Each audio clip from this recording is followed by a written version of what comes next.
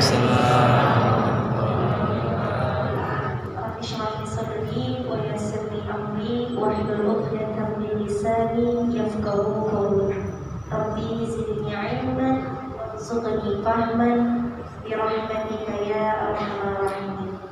Allahumma 'ilman nafi'an wa rizqan halalan thayyiban wa 'amalan mutaqabbalan. Allahumma faqihna fid din wa 'allimna ta'wil. Rabbana la tuzigh qulubana ba'da idh hadaytana wa hab lana min ladunka rahmah innaka antal wahhab. Kalau ditanya alasan Yunda menerima kodenis itu, yang pertama adalah kesamaan visi dan misi kami menikah. Jadi karena kami itu tidak saling kenal, maka kami pada saat proses ta'aruf itu sama-sama mengajukan CV ta'aruf, yang itu diperantarai langsung oleh musyrifahnya Yunda. Jadi musyrifah ini memperantarai, ada suaminya yang berhubungan langsung dengan kodenis. Kalau musyrifah menjadi perantara langsung Yunda ke Pokok, seperti itu. Pada saat melihat isi CV ta'arufnya kodenis itu, Yunda sampai pada satu momen di mana belum, kok titik komanya bisa sama ya? Dalam hal apa? Dalam hal visi misi.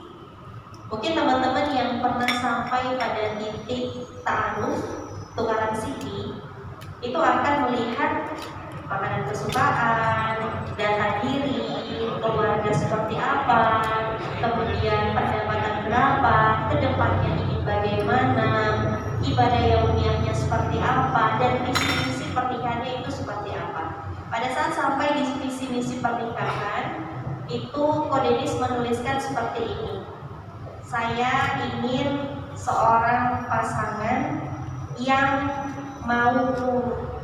Itu yang pertama. Yang kedua, saya ingin pernikahan ini menjadi jalan dakwah, menguatkan dakwah. Jadi beliau mencari partner dakwah. Yunda berkaca ke CV sendiri, Ustaz. Pada saat itu melihat ke CV, Yunda juga mencari hal yang sama. Yunda pengen menikah itu untuk sakinah, tenang, bertambah ketenangan, mawaddah, warahmah, dan yang terakhir adalah ad-dakwah. Yunda pun mencari seorang partner yang bisa bareng-bareng di jalan dakwah ini. Karena banyak hal Yunda lihat sebelum mereka menikah, mereka rajin duduk di majelis taklim. Mereka luar biasa pergerakannya di jalan dakwah, baik yang ikhwan maupun yang akhwat. Lalu bertemu di jalan dakwah. Ketika sudah menikah, mereka absen dari dunia dakwah. Maka pada saat itu Yunda mencari seorang laki-laki yang bukan membuat Yunda absen dalam dakwah, absen dalam majelis ilmu, tapi justru ketika bersama dia, aku harus lebih sering lagi duduk di majelis ilmu. Ketika bersama dia, pergerakan dakwahku harus lebih kuat. Karena ketika aku sendiri, aku cuma punya dua kaki. Tapi kalau bersama dia, aku punya dua sayap untuk kita bisa terbang ke surga dengan lewat jalan dakwah.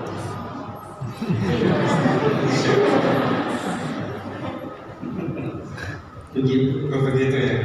Sayap kamu mana?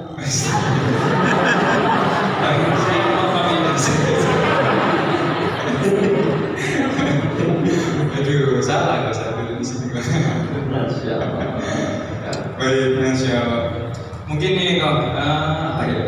Sharing terkait proses ta'arufnya Bang, yang dilalui, mungkin buat gambaran juga. Karena Islam itu mengatur dalam pernikahan itu sangat indah sekali. Ya, jadi lewat jalur ta'aruf, mungkin dari Kodenis bisa dijelaskan untuk teman-teman di kelas sekolah pernikahan. Baik, silakan.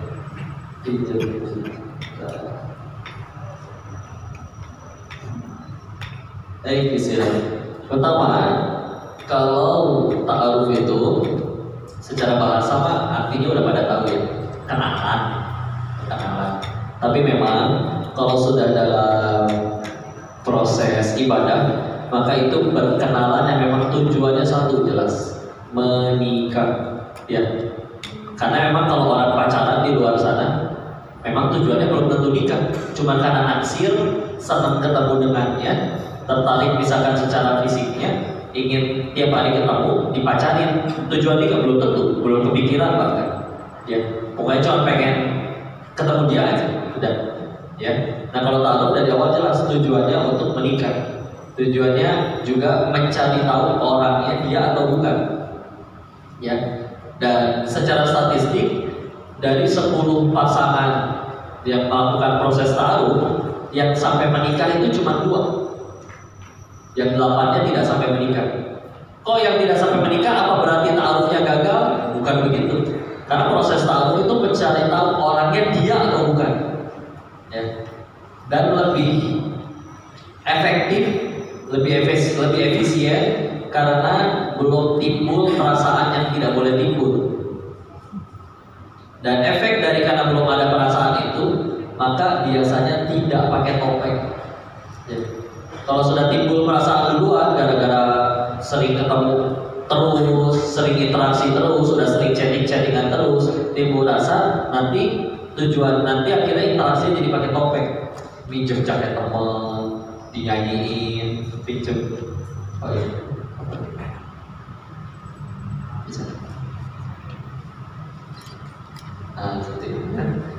Jadi selalu berusaha tampil terbaik. Gak mungkin kalau orang pacaran itu sengaja datang dengan pakaian yang sobek-sobeknya, ya, dengan pasti pakai parfum terbaik, pakaian terbaik. Bahkan kalau waktu di Bogor pernah buka usaha rental mobil waktu itu. Salah satu yang paling ramai itu kalau setiap malam Ahad, karena banyak anak muda nyewa mobil cuma 6 jam untuk menjemput pacar. Ya, motornya ditaruh di rumah kami. Dan pulang balikin mobil dia ambil motornya. Ya.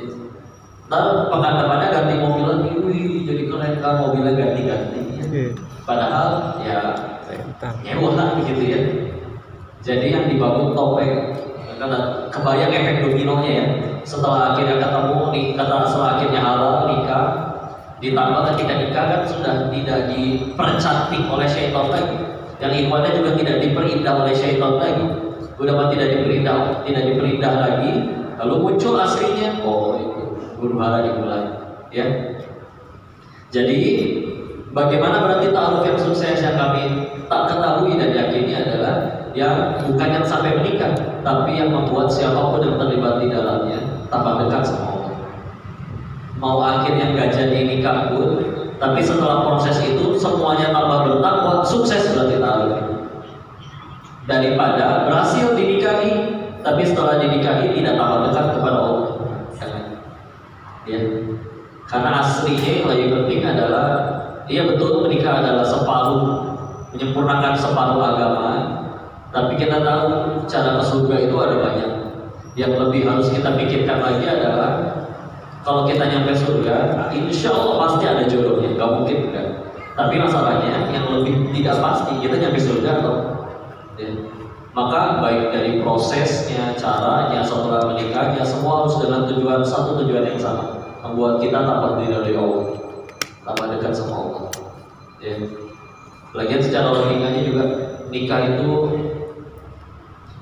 akan menghadapi berbagai macam tantangan, nanti mengurus anak, biaya untuk rumah tangga, pendidikan dengan segala macam, amat sangat butuh ditolong Allah.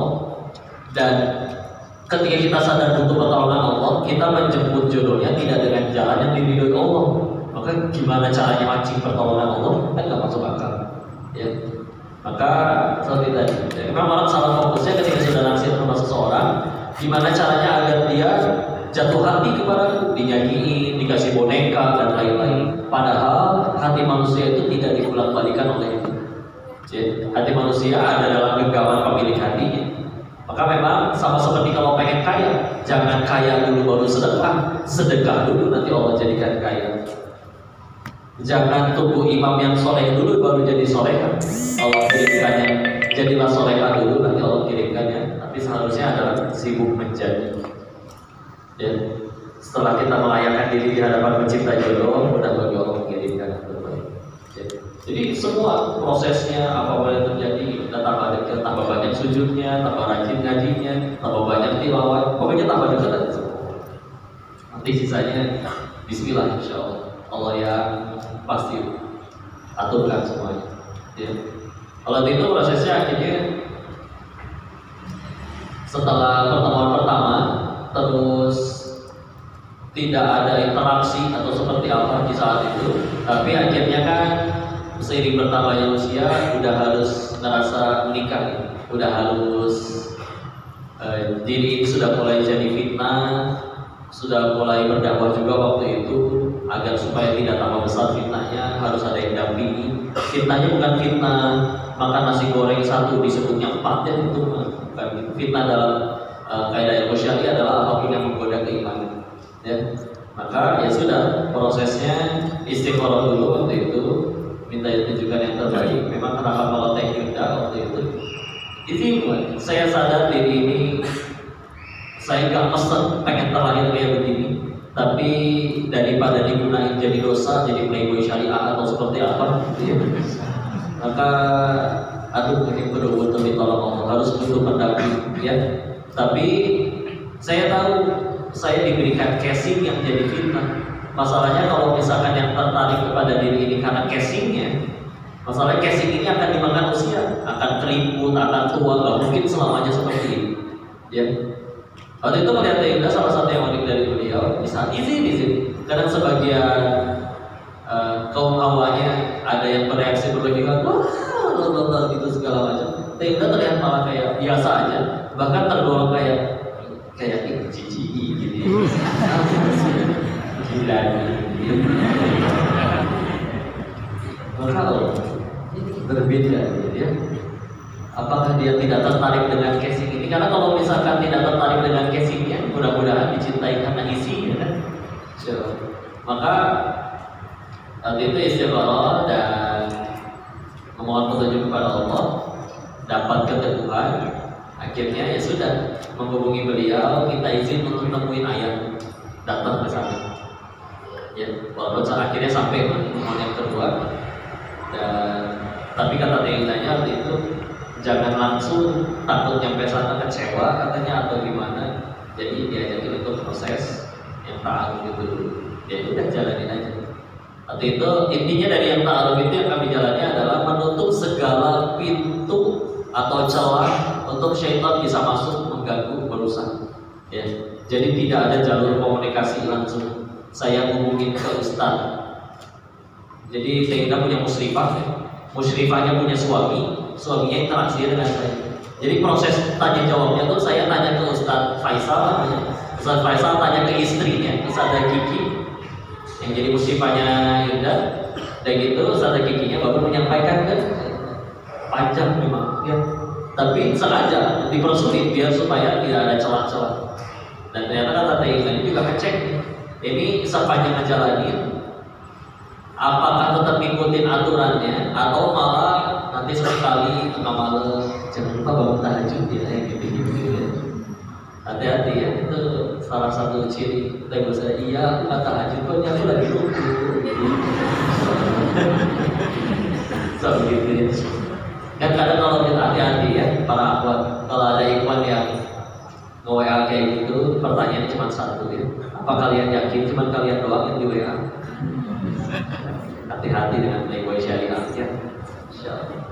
Jadi sudah ikutin aja prosesnya seperti apa. Sampai waktu itu sudah tanya jawab selesai, bertukar CV selesai, maka ditanyakan oleh guru-guru kami yang menjadi murubi, yang menjadi perantara proses selanjutnya. Maka silakan nawar datang hadapan orang tuanya.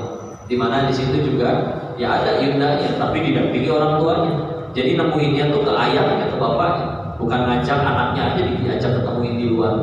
Ya, tapi diminta nemuin bapaknya nggak berani. Datengin ayahnya. Di situ pun ketika akhirnya datang ke kediaman beliau, menemui orang tuanya, didampingi guru-guru kami ada di situ juga para murabbi.